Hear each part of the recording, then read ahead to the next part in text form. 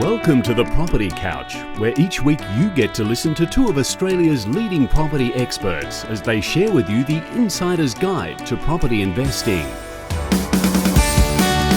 All right, folks, you're on the Property Couch, your insider's guide to property investing. I'm Bryce Holdaway, co-host of Location Australia on Foxtel's Lifestyle Channel.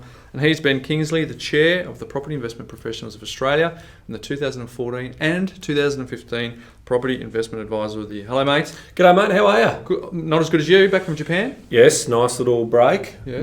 Little, 7 days of skiing up there. Beautiful. Any consumption of the good oil? What's that? A little bit of nice reds and a couple of quiet ales. Mate, when you're up on the slopes from 9 till 4 every day, you work up a bit of... Yeah, you do. So, no, lovely. So it's very good. So for the benefit of the listeners, we should put some context if they haven't heard. Ben was away with the boys.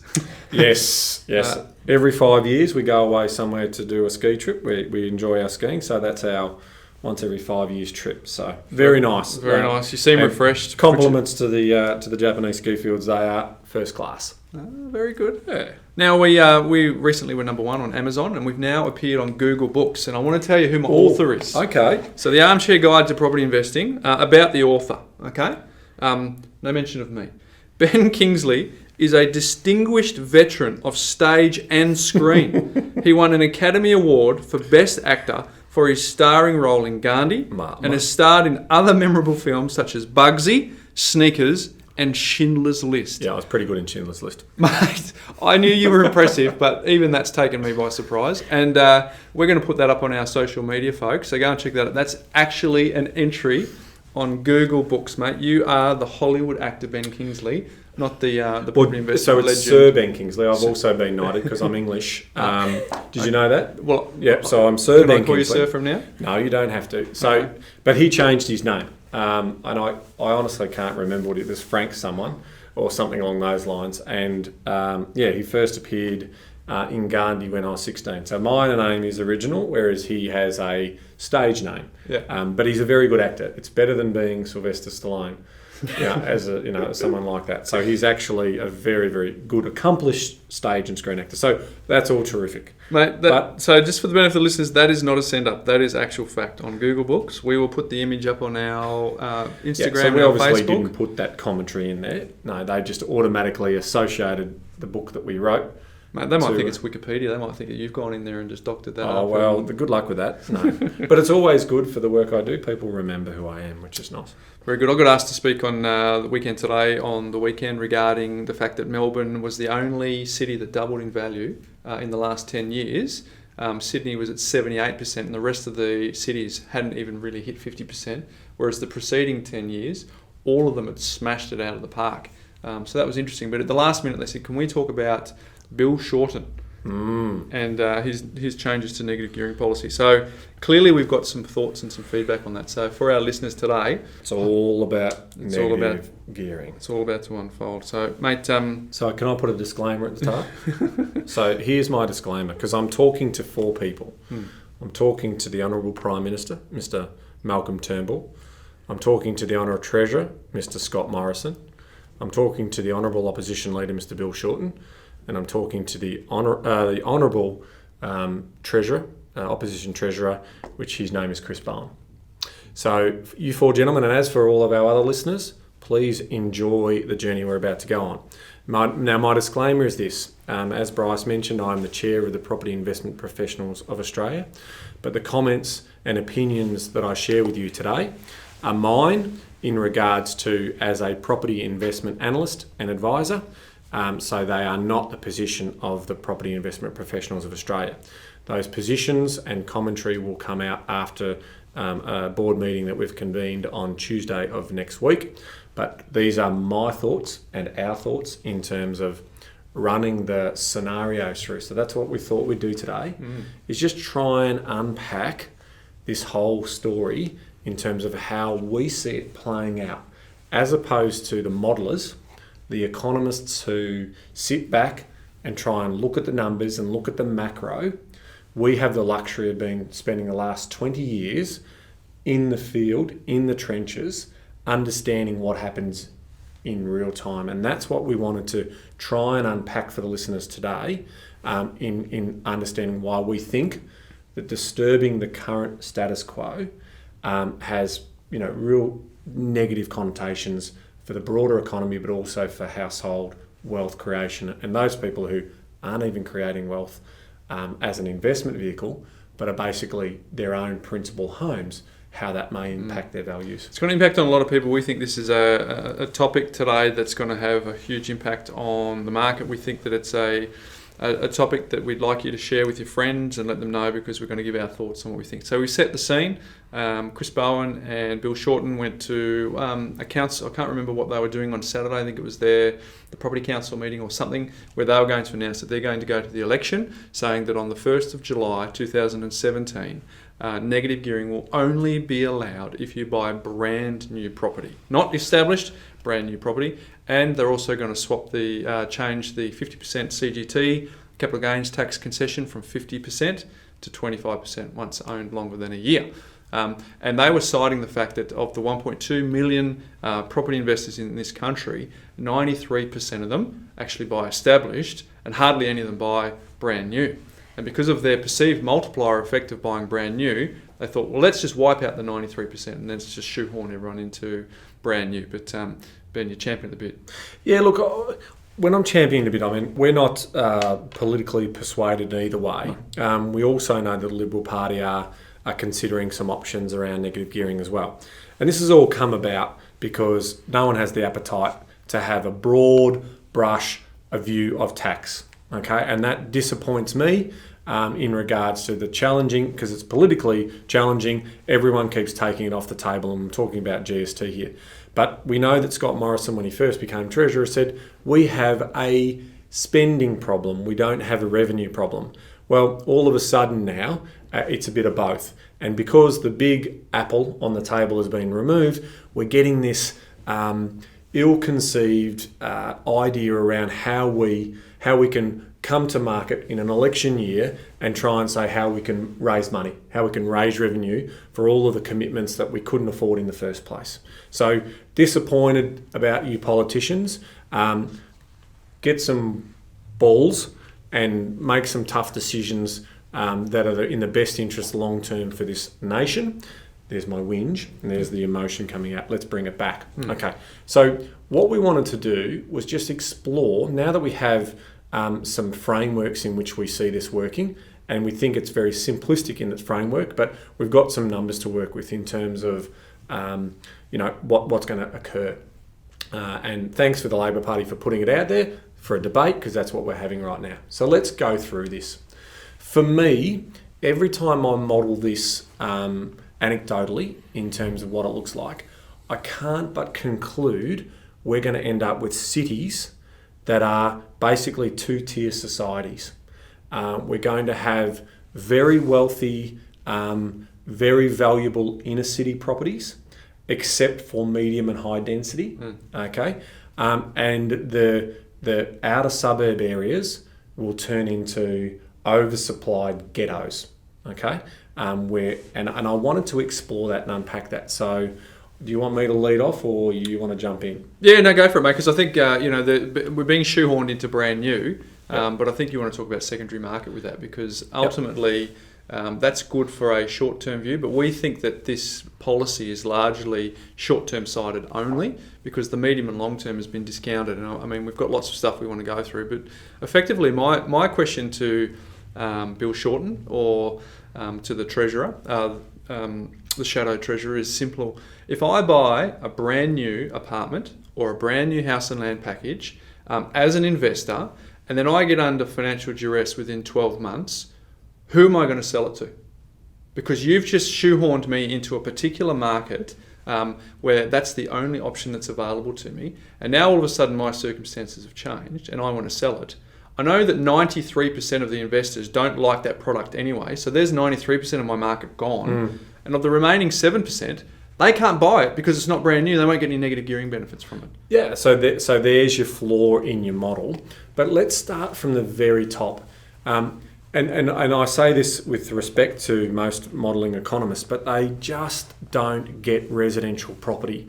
I don't know how many times I have to say to analysts that residential property is not a commodity, okay?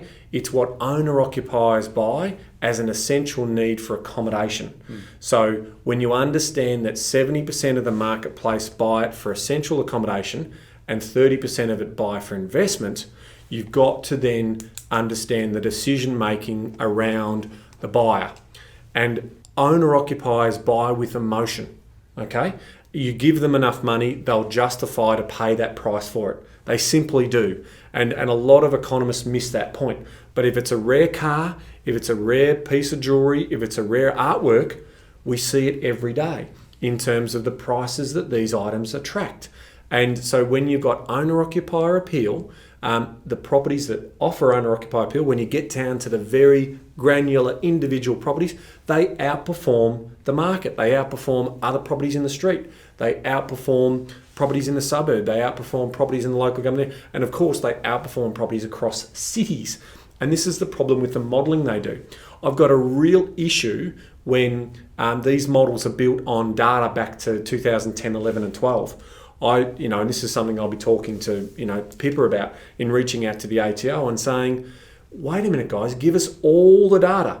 I want to see it all. I want to see effectively how many individuals are getting what tax deductions, okay? How many individuals are actually cash flow positive who are currently paying tax for their properties? Because let's face it. That's always forgotten in the argument. And you've heard us on other podcasts before talk about negative gearing and saying, you do not buy property for negative gearing benefits. No. You are starting a business.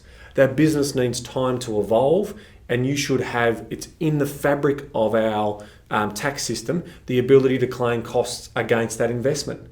I mean, it's the fact that it's good social policy and it might win you Green voters, ALP, but the big message there is it's not, for those Green voters who live city fringe who are renting, they're thinking this could be the panacea for them to actually get cheap, affordable accommodation. It's simply not going to happen.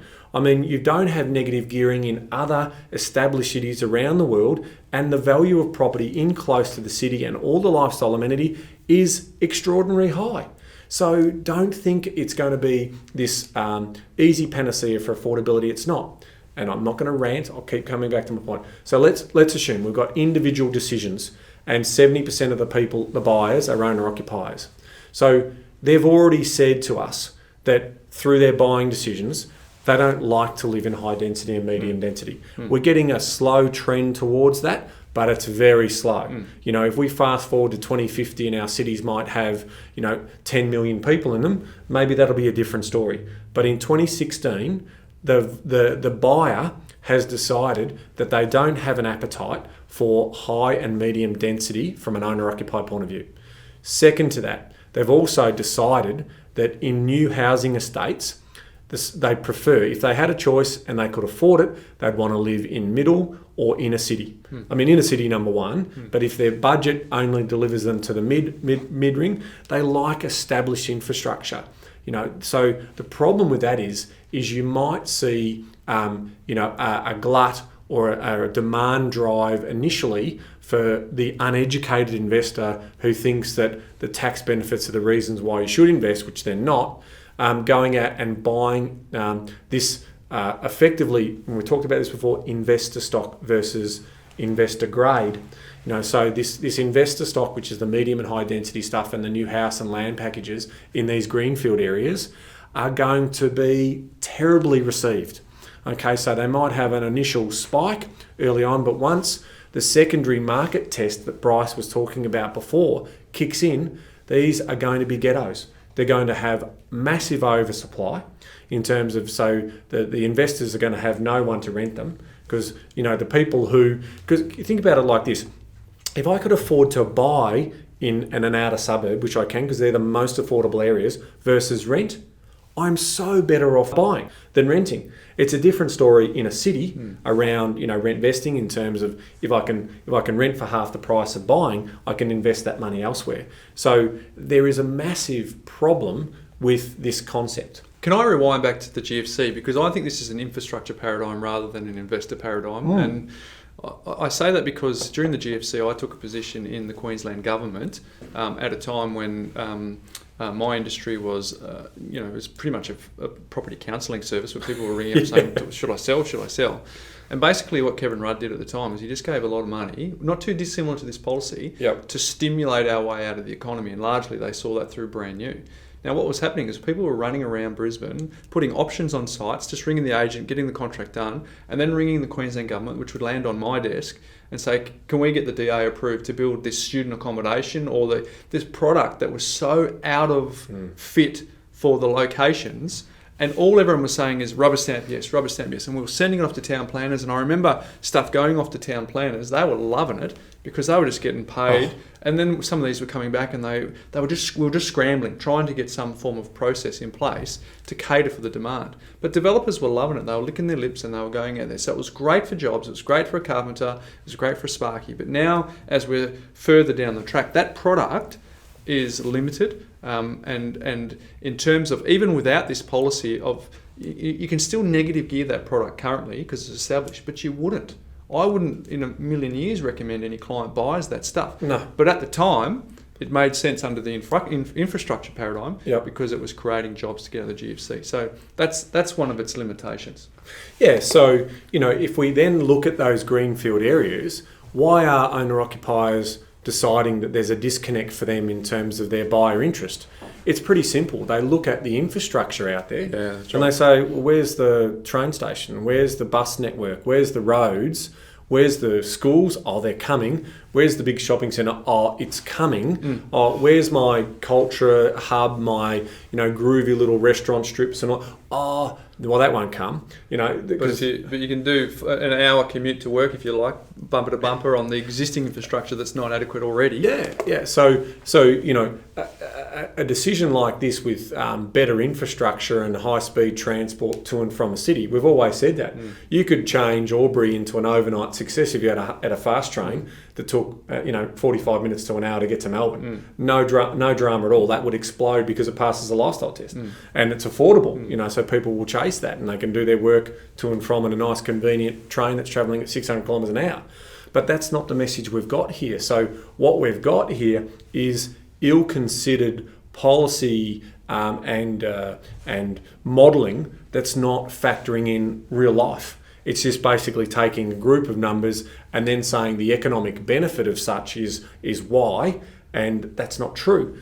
Because if the smart, savvy investor walks away from this market, well, you don't get that economic drive as I drop my phone. You don't get that economic output that they're so-called assuming that people will do. I mean, investors can choose with their feet what they'll do. And, high-end investors are also going to say, they're going to go to their tax advisors and say, well, okay, that loophole's shut.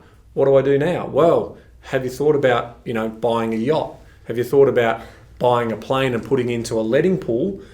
Oh, why that? Well, they have enormous depreciations on them. Well, good. That's good for tax deduction. That's really good. I can write that off. And because you're borrowing money against your family home, that's interest. So we'll still be able to get the negative gearing benefit. So Ed Chan during the GFC said to me, he goes, for as long as people who are sitting in their chair move to get more comfortable until they find a better position, so too will particularly the wealthy or the well-heeled, they will shuffle in their seat until they do the very thing you said. They'll find another way. I think that's a great analogy, and I think that's what their advisors are there to do. They're trying to minimise their tax legally. So, will we see a run on coins? Will we see a run on other, and make no mistake, if you can structure it as a licensed investment product, in other words, setting up a real estate investment trust, well, all of a sudden you're buying units. And if you borrowed money to buy those units, it's tax deductible, so you can negative gear it. So I just don't understand the reason why. And we've got some other stats there about who owns what. I mean, there's in a sample of 1 million people, we've got 84% of those people are usually on incomes less than $80,000 a year. So, because that was the point I was about to say, that we're at the coalface. We're seeing investors. We see large quantities investors over a period of time. We have white collar investors, we have blue collar investors, we have lower to middle income earners, we have high income earners. But to be honest, most of the people that we're dealing with is middle Australia. And we're seeing lots of investors. So it's not just a policy. Negative gearing is not just something that the well-heeled do. It's an opportunity for an ordinary Australian to fund their retirement rather than relying on handouts. And it's a moment in time, so don't class these properties as negatively geared properties. They're investment properties, and for a period of time, they are negative. But the majority of the time, if you hold them for the long term, they're positive. Mm-hmm. So I'm going to be paying tax on that. In fact, if you look at my wife and my portfolio, our portfolio is positively geared, so we're paying tax on that. So, from some point, it needs to be understood. So coming back to the ATO about what I want in terms of other data, I would love to see from the ATO the data on the number of the amount of income they are receiving from the 50% concession. So the capital gains income they're receiving from property sales and the forward projections on that. Because let's say hypothetically it does impact negatively on values, all right? Let's say hypothetically if it does impact negatively on values, there's a problem there, isn't there? Because all of a sudden, if that drops prices by 10 or 15%, that's less revenue for those people who are selling it. And what if you get negative equity situations where these mass oversupplied areas where everyone was thinking these were good investments, so I bought a $500,000 off the plan apartment and all of a sudden I can't even get $350 for it. There's zero tax revenue for you, government, federal government. Are you listening? There's zero tax. In fact, there's a tax credit. So any other gains that I make into the future are going to be tax deductible against those. So I just when you start to play on a macro scale and you distort a marketplace with a 30% audience, you are playing with fire. And so you want to make sure that if you're going to model these scenarios, you're modeling it on the latest numbers. And that's really important for me. What about the 70% of the market that's owner-occupier? They're impacted by it too, because you think about all the powerful lobby groups. If you start with the 1.2 million people who are property investors, 93% of them have voted with their feet already. They buy established. Yep. So politically, you've lost those voters. Then you think about the real estate bodies in Australia, the real estate institutes, sales agents who earn a living from helping people buy established property. They're a powerful voice. You think about the banking industry who lends to those people. You think about the insurance industry that insures these properties. These people, if those industries are vulnerable, that'll impact on jobs, which will impact on the owner-occupier market. So politically, I think they're chasing the vote from the firsties and the renters and the people who feel like their kids aren't getting an equal opportunity to get into the market. But it's not just going to impact on property investors, it's going to impact on everyone. And at a pen stroke, if the value of your property was to decrease, that's a whole bunch. Mess with someone's nest egg or their net worth on their family castle, you just lost a lot of votes there as well. So just politically on its own, I think it's incredibly short-sighted. Yeah, and I'm going to take it into now the existing inner area. I talked before about having a two-tier city societies. So I want to explore that more, and I want to explain to you why I think, and yep, we run a business and we predominantly buy existing. Everyone knows that, and so everyone thinks, well, there's an agenda here. Well, to be honest with you, this couldn't be a better decision for our business. And people might say, well, why is that the case? Well, in reality, we specialise in buying scarce valued assets that are very livable, that are in the right area, that have really strong owner-occupier appeal. Well, so we're not necessarily playing in the investor trading market. We're actually buying the stuff that owner-occupiers like to buy. Yeah, we play in the 70% market. Yeah, we play in the 70% market. So if we are going to see other companies fall by the wayside and people want advice on how to buy in this market, it's just going to open up a bigger market for us. So medium to longer term, this is great news for our business, but I'm not here to talk about that. I'm here to protect the well-being of the wealth base that's already created in residential property for not only investors but for owner-occupiers. So I want to just run through the scenario that I've been running through in my head since this decision came out. And so let's think about this. If all the interest is then on new stock, all of a sudden, yet we know that owner-occupiers love buying closer to the city, closer to the amenity and in beautiful blue chip locations and so forth. If that's their desire, then the reality is that land is going to be worth a fortune for developers to come in and do duplexes, those types of things. So yeah, that might give a spurt to construction, but what is it going to do? There's your affordability story, knocked for 6. Those people who are thinking they're going to get cheap properties closer to the city, you're dreaming. You have no idea. Do some more research of what's happened around the world without negative gearing. So all of a sudden, and then as that street where there might have been 14 or 15 4-bedroom houses has now had 4 of those knocked over and duplexes being built.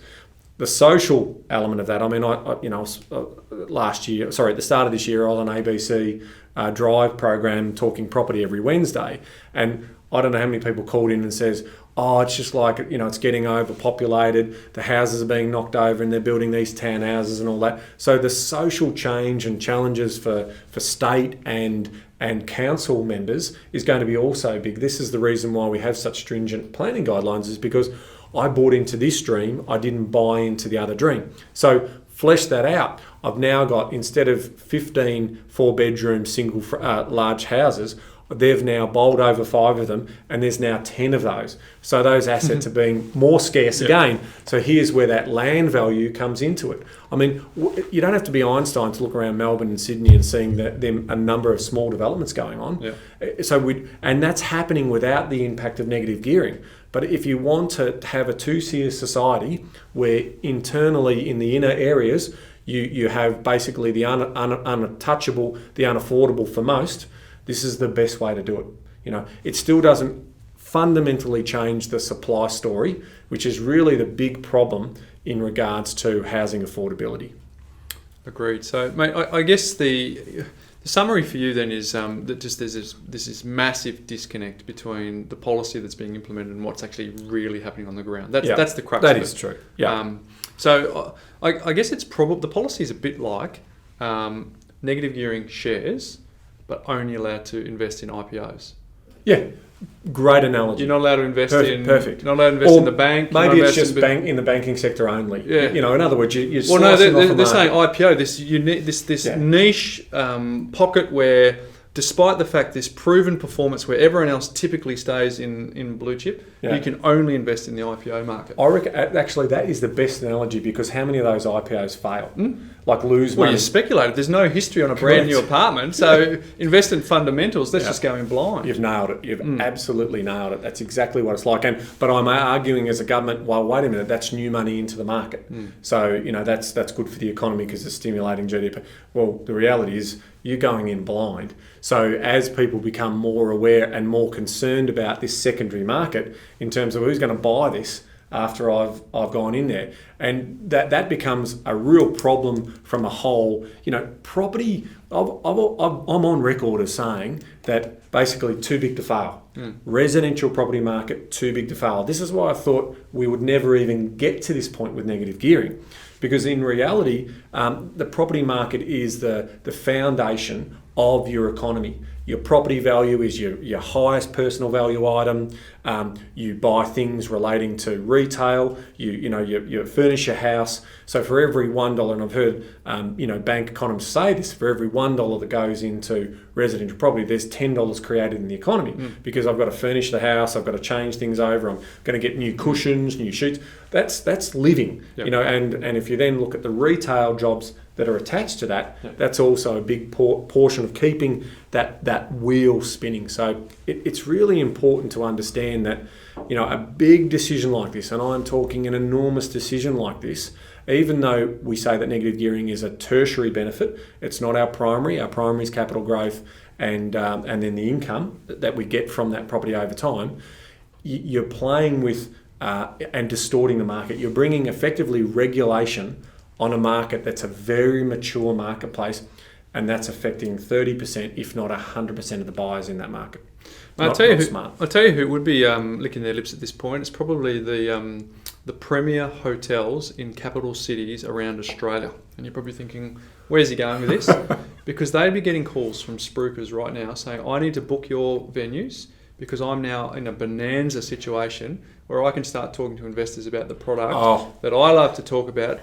And soon, potentially legislated that's the only option you have, despite 46 weeks of us trying to inform our Yep. community here that that's probably not the best way to go. So it's the big spruikers payday, hey? It is. And the developers. Yeah, and so, it's going to make Pippa's job harder to try, because there will be people who lose money. So it might look like, real gold, but turn into fool's gold after that initial spike that might occur. So big danger. And we haven't even touched on the state government. I'm looking at the time, and we haven't even touched on, stamp duty revenue is really big. It's the third biggest revenue generator for most states. So if you affect values, or if you have no growth in values, stamp duty revenue is affected. So if GST's off the table, how are the state governments going to play with funding education, so funding schools and funding hospitals and healthcare? It just, you are playing with fire. So it might be, grabbing from Peter and paying to Paul. And that's a real danger. So, there might be a small windfall for the federal government, but you've just wiped out billions of dollars in state government revenue. So I think the state governments are going to have a real issue once they unpack this, because then, again, you come back to that social element and the voters. The voters are then going to come in and say, I want to live in North Fitzroy, but still I can't afford it. So, and now some of the investors potentially did sell out. And so when they've sold out, it's like, well, there's even less accommodation for me. So now I'm now demanding government to provide affordable housing, and we're going back to the disaster. I mean, government are appalling at managing social housing.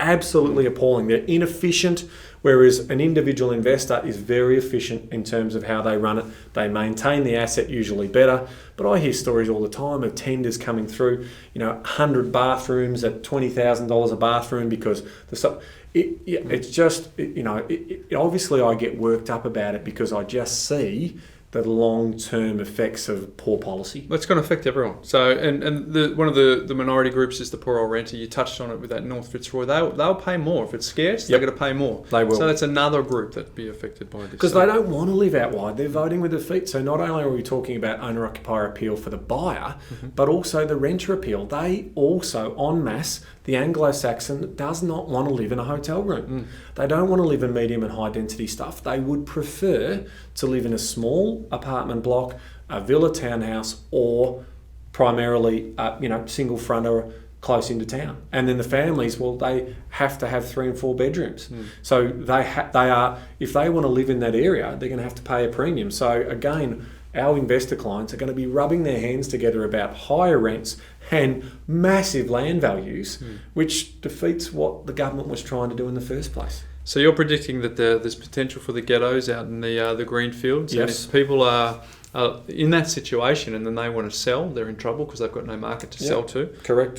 So it's a challenge. No renters and then effectively no one else an to buy. oversupply. Yeah. So this is a simple supply. So they'll and lose demand money story. because if someone was going to go and buy that, they've got hundreds and hundreds to choose from. So Correct. the poor old investor is going to get shortchanged. Think about the people who live out wide. They're usually the entry-level employees who are on the lowest incomes. That's why part of moving out there is what they could afford. Yeah. Okay, so you have a correction in the economy. These are the people who get laid off first because they don't have the skills to do it.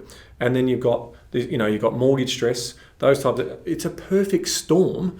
And then what happens to the mum and dad investor who's the neighbouring suburb, the mum and dad who bought 10 years ago, saved up all their money, are just paying off their mortgage, have no interest in property investment. You're smashing the values of their property. You're smashing the values of their personal wealth.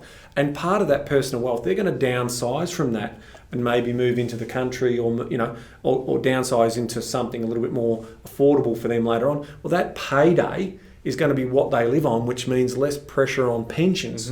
It's Pandora's box. Yep, exactly. Our nation is built on the value of our property.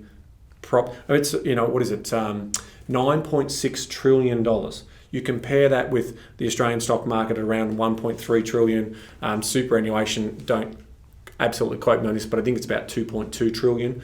So here you are playing with our biggest asset base and for votes, and thinking that you've gone off and you've done your numbers and this is politically okay. This one will wash because it only affects 1.5 million. But we were talking about all the other people it affects in terms of the lobby groups.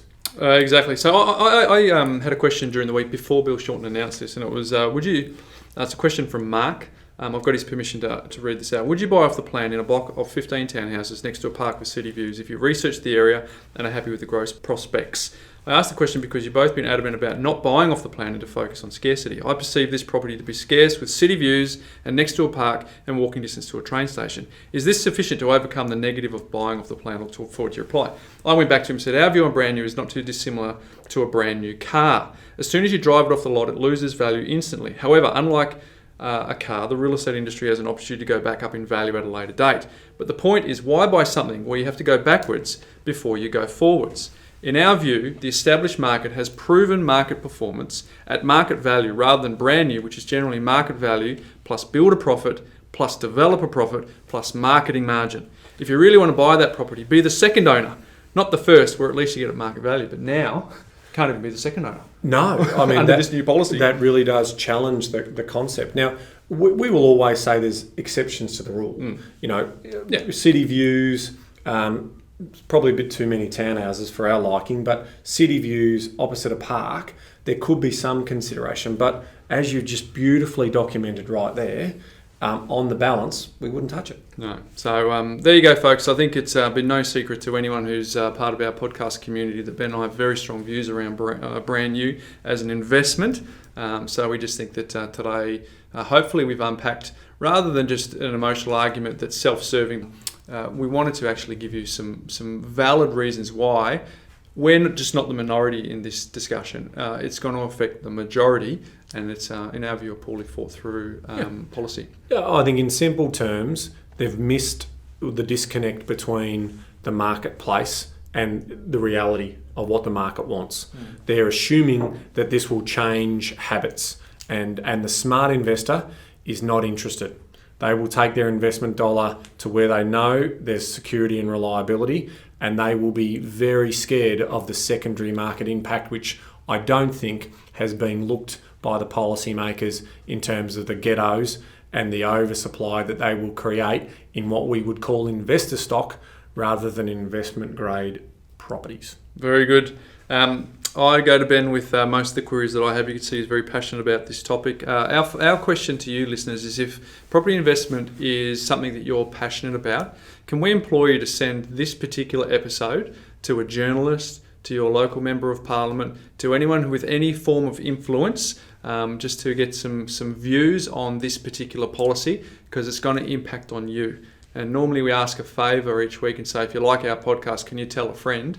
The favour this week, Ben, is if you know someone who has some influence to get this message out there, if you could pass this podcast on to them. Yeah, and we would be more than happy to sit down with the policymakers of both political parties and give them our 20 plus years experience and to show them where their data's flawed. It's really important. They're making decisions and they're doing economic modelling off numbers that don't make sense to us, and we're on the ground. And most economists don't get property investment right as well. So it's really important that if there's a window of opportunity where we can talk and we can spread the word around that, negative gearing is not. It's a word named for what is an investment decision that in the short term has a negative impact, but in the long term delivers handsome tax dividends to both the government and also the investor. It just doesn't make sense to us. As we said before, Ben, you can negative gear planes, you can negative gear yachts. It's just not exclusively. People will find a way around this, and the policy will fail. Just as it did originally when we tried to introduce changes to negative gearing.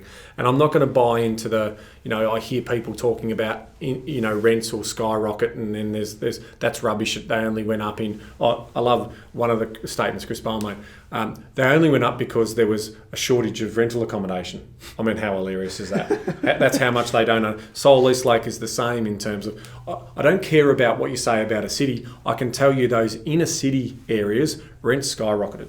And you go and have a look at your data, see if you can pick it up. And we're going to be talking to RP Data about finding that information and trying to isolate it to local government areas and show where rents did go up versus where they didn't go up. Because it's important that if you pass a cost on to any business, they will try to pass it on. So, if you're talking about social disconnect with your core voters, this is a good policy for it. There you have it, folks. On the Property Couch today, we discussed all things negative gearing. We discussed the upcoming mooted plan by the Leader of the Opposition on what they should do with negative gearing. So again, if you are passionate about this topic, please make this episode of the podcast known to as many people as you can so we can spread the word out there. Yeah, and when we hear the Liberals' policy position on it, I'm sure we will critique it as well. Absolutely. Very important. Absolutely. Well said, Ben. Well said. So, mate, I think everyone is sitting on the train on the way to work or in the car between jobs. It's just eagerly awaiting after that thesis to see The sign where off. from around the world you were going to sign off today. We're going Swedish, and I don't think they have negative gearing in Sweden, but that's Yeah, but they're all happy in Sweden, aren't correct. they? They're all very happy in Sweden. They're very happy. And the point I'm making is it's important to finish off with a laugh. So, you ready for the laugh? Yeah, mate, I'm ready. It's either going to be French or said to your 3-year-old. Well, Here we go. I got no, that's Scottish. So it's Swedish. How do I get into the Swedish accent? Hot tub. Yeah, hot tub. Hijda. Mate, Hijda. not a bad effort. Hijda. Big shout out to Brad. Hedgda is how I would say that. But until next week, folks, Hedgda. Hijda. See you guys.